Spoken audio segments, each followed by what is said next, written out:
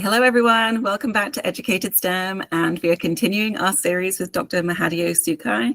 And as I explained at the end of the last video, we are going to dive in today where he's going to tell me about a new initiative that he's involved in called Idea STEM.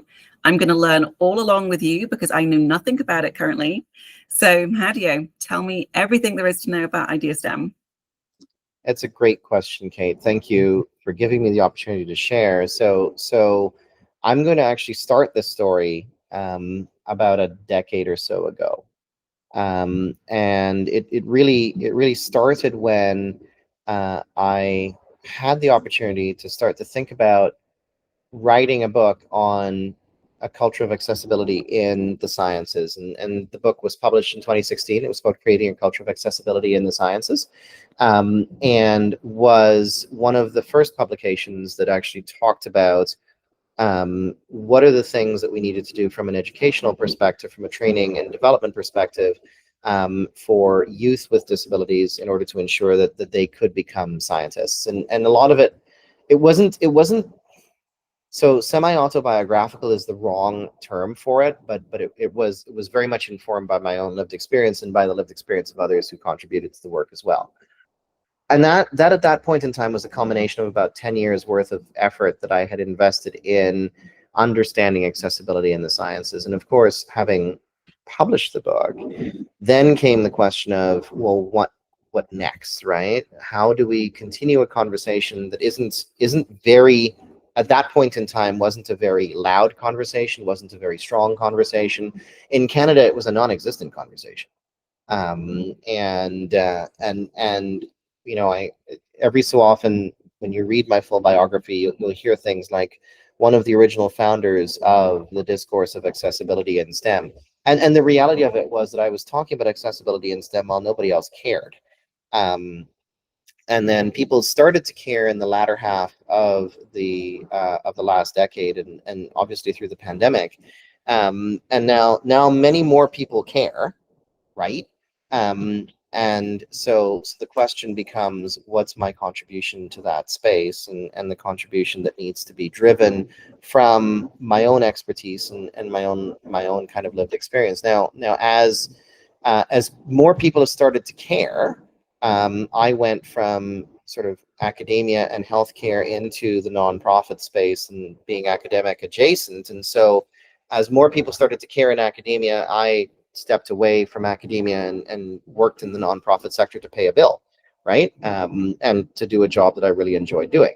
And so Idea STEM was founded in 2020, in fact, and it was founded by myself and my business partner, co-founder, who the two of us, when we came together to do this, our perspective very much was and is, there needs to be a way to shape the conversation around accessibility and disability in STEM that goes above and beyond disability theory or disability justice theory, that goes above and beyond sort of human rights, that goes above and beyond the social sciences research that goes into disability and disability in education, disability in employment, and the application of those findings to the STEM space. And there needs to be something that's informed by lived experience and informed by the subject matter expertise that comes from being scientists with disabilities, which both my co-founder and I are. And so we created Idea STEM to do that. And as an entity, it was small and deliberately kept small until I'd say about this time last year. And our vision and mission had been really to do work that was education related, that was employment and STEM related, to bring people to that conversation about accessibility and disability in science, technology, engineering, math, and healthcare. Now, we've undertaken a bit of a growth phase, and we've actually reimagined the organization. And coincident with reimagining the organization, a piece came out from the International Science Council on International Day of Human Rights in December of last year, that basically said that science is a fundamental human right. And access to participating in and benefiting from science, technology, engineering, and math is something that every human being alive and yet to come should be able to simply do, right? It shouldn't be a privilege. It should actually be a basic human right. Given the underrepresentation of persons with disabilities in STEM, as STEM trainees, as STEM workers, given particularly how that underrepresentation manifests not in the folks who come to disability while they're already in STEM, but rather folks who come to disability before they decide they want to go into STEM. You know, what that declaration from the International Science Council actually said to us was, somebody actually finally is saying what we're saying, which is that everyone has the right to access STEM, everyone has the right to learn it, everyone has the right to do it, everyone has the right to benefit from it, and that everyone includes persons with disabilities. And so there was a bit of an aha moment, also a bit of a minor celebration when the ISC reached out and said, would you like to write an editorial about this declaration? And my immediate response was, you bet we would.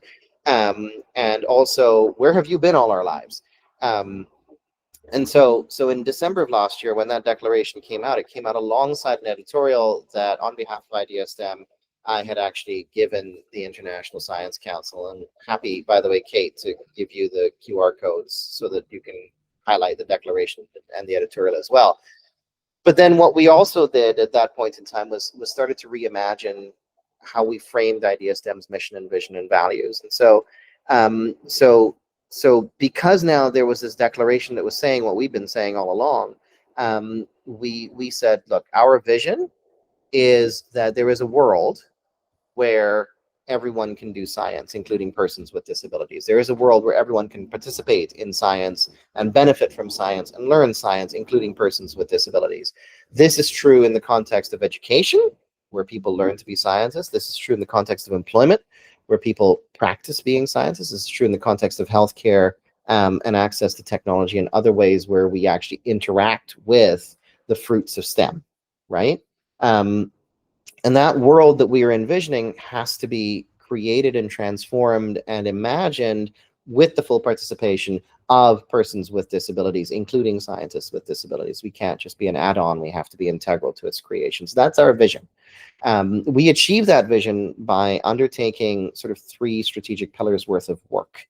The first of those is a heavy emphasis on the doing of science in inclusive and accessible ways, and the teaching of science in inclusive and accessible ways, and also the running of inclusive and accessible science teams. And so you can imagine that first strategic pillar is our science pillar, right?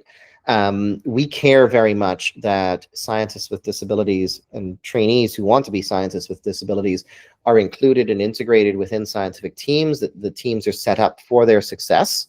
And there are ways to do that, right? And we were talking about disability-related accommodations and accessibility supports on a previous video. And I think it's also about how teams are led, how teams are fostered, how they come together, how they normalize, how they run meetings, how they brainstorm, how they do work, how they knowledge mobilize, how they knowledge generate, how those teams gel, how those teams fit together, can be done in very inclusive ways to foster the inclusion and participation of persons with disabilities. But then we are also talking about the fact that when we teach science according to Western paradigms that that aren't themselves inclusive of persons with disabilities. So we don't talk about the scientists with disabilities as role models, right? We don't talk about the Temple Grandins of the world or the Stephen Hawkings of the world, or the Paul Diraches of the world, or the Cavendishes of the world, or the Einsteins of the world as scientists with disabilities, right? And certainly if folks were asked to imagine contemporary scientists with disabilities, they might come up with Hawking if they didn't know that he passed, right? They may come up with Temple Grandin, but they're probably not going to come up with anybody else, right? And so right there in school, we have a problem where when we're talking about science, we don't talk about the people behind the science. We don't talk about the scientists with disabilities who have done the work, right? So in doing inclusive science education, that's a piece of it. Another piece of it, of course, is when we're actually teaching, we teach in ways that are very relativistic. They're culturally relativist. They are very sort of ability oriented. And so we don't teach to learning modes. We don't teach to frames of reference that are cultural or ability oriented, right? Like when, for example, when I was learning friction in grade 11 physics, the most common metaphor used for friction was either a car on a banked curve or ice hockey. I didn't grow up here, and I don't drive a car.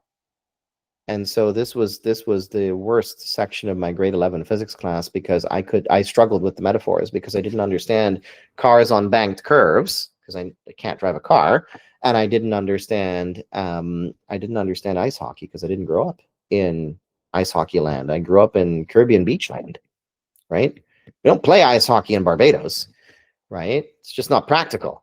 And so as a result, the way that we teach, we don't do this consciously, but the way that we teach is very, very dependent upon certain cultural or common metaphors, right? Like, how many of us remember learning probability from playing a deck of cards or flipping coins, right? You know, there are cultures where you actually don't play card games except when somebody's died, right? And so if you don't play card games, then how do you know how to relate to a deck of playing cards, right? And so because we use these metaphors when we teach, and we don't think anything of the using of these metaphors, what ends up happening is we often create barriers, particularly for persons with disabilities, where we're not really teaching a concept. We're kind of using a metaphor to explain something, and if we don't understand the metaphor, we won't understand the concept. So those are a couple of ways that we sort of talk about inclusive education, and how we do STEM education through a lens of accessibility and inclusion. And then the last thing, of course, is doing inclusive science, right? And so people might say, well, science is science. Who cares? Science is science. We're as long as we're doing good science, it doesn't matter, right?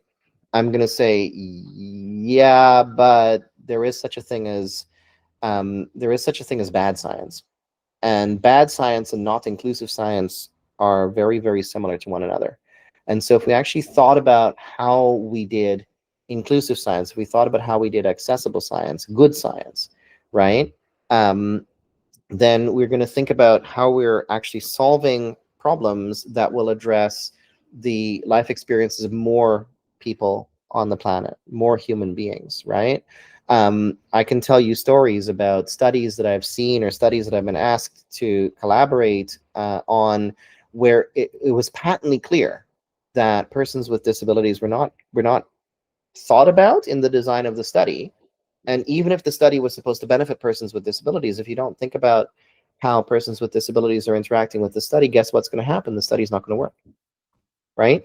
And so there is such a thing then as inclusive science. There is such a thing as doing science through that lens of accessibility of persons with disabilities and inclusion of persons with disabilities, so that you're doing science better. So when I say that one of our strategic pillars is science, I mean the doing of inclusive science, the teaching of science through a lens of inclusion, and how scientific teams themselves are inclusive.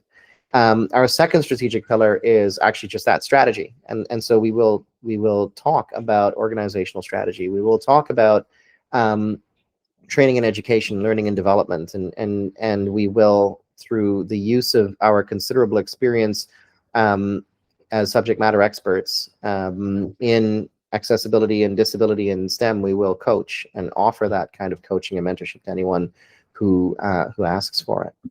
And then the last of our strategic pillars, we're scientists, right? So we're going to damn well do science, right? We will carry out research on accessibility in STEM. We will carry out research on accessible employment, accessible education, accessible healthcare, right?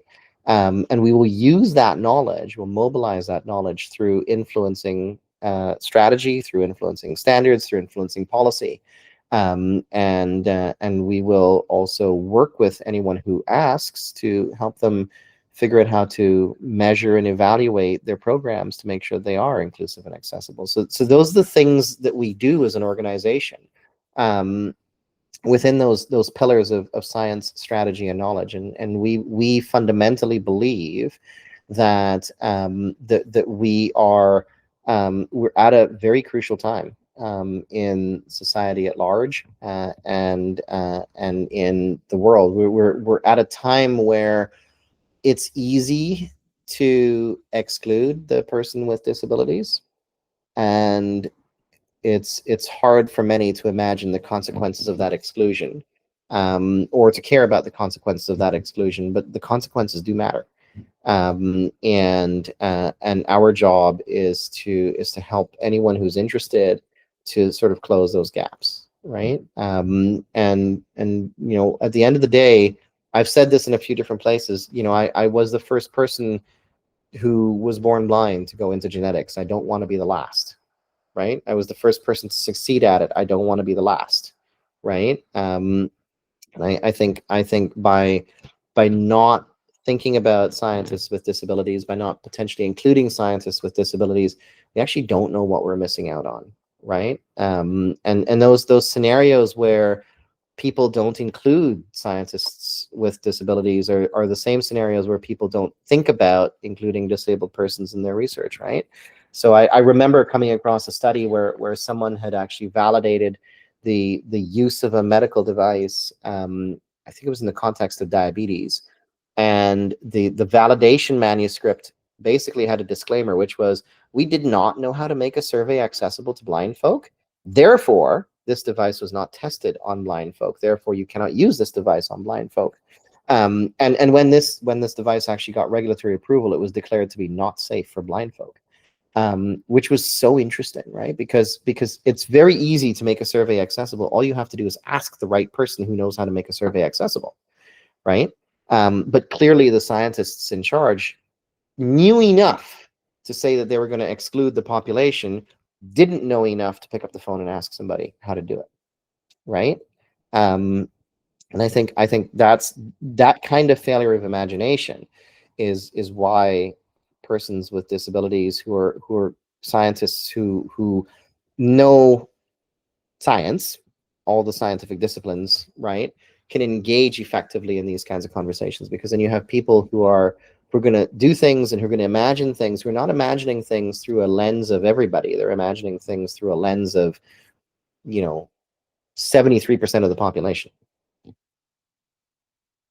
So you talked about your co-founder, but you didn't name them. No, I did not name them.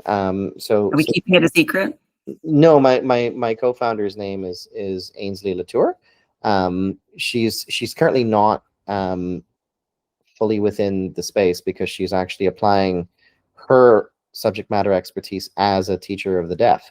Okay, well, Idea STEM sounds like a really fun and exciting thing. It sounds very worthwhile. So please, everyone, go and watch what Mahadeo is doing there. I'm sure there's a website. I will link it in the comments. So please support his endeavor if you can. There's a LinkedIn page, there is a website, and we are in the next week or so, as of this recording, actually launching a YouTube channel with a weekly series of TEDx talks that will be coming out, plus some other short content material as well. We post on the LinkedIn feed at least 1 or 2 times daily, and so if you're not already following us, we do encourage you to follow us. I'll include all of the links. So please join us next time, where we are going to start doing a deep dive into DEI. So thank you, Mahadeo. Please like and subscribe to the channel, and I look forward to seeing you next time. Thank you. Bye-bye.